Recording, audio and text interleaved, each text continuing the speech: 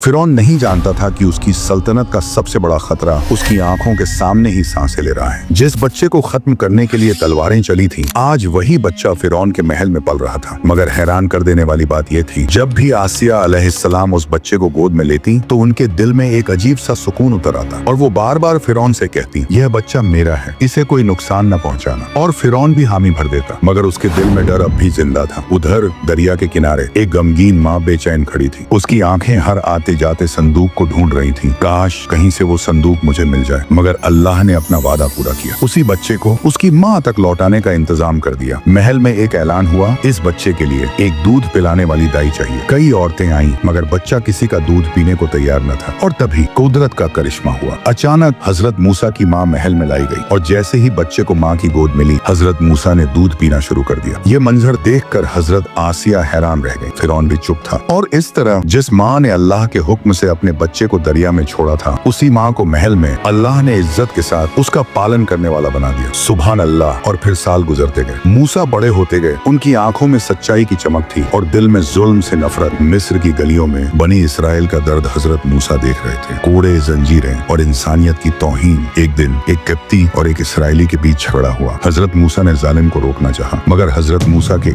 एक ही वार में किप्ती गिर पड़ा और मर गया। और यह हादसा सल्तनत तक पहुंच गया। फिरौन को पहली बार एहसास हुआ और अपने ख्वाब की याद आई। और फिर हजरत मूसा को मिस्र छोड़ना पड़ा। वह अकेले ही रेगिस्तान की गुमशुदा वादियों में चले गए, मगर हमेशा के लिए नहीं, बल्कि तैयारी करके वापस आने के लिए। और यहीं से शुरू होता है एक नबी बनने का सफर, जिसके बाद शुरू होगा वो दौर जहाँ लाठी सांप बनेगी और समुंदर रास्ता देगा और एक जालिम बादशाह अपने अंजाम तक पहुँचेगा। क्योंकि अल्लाह जब फैसला करता है तो सदियां याद रखती हैं और बड़े बड़े बादशाह भी बेबस हो जाते हैं। बेशक अल्लाह हर चीज पर कादिर है। अगर आप भी हजरत मूसा का कमबैक देखना चाहते हैं तो पार्ट 3 के लिए कमेंट जरूर करें।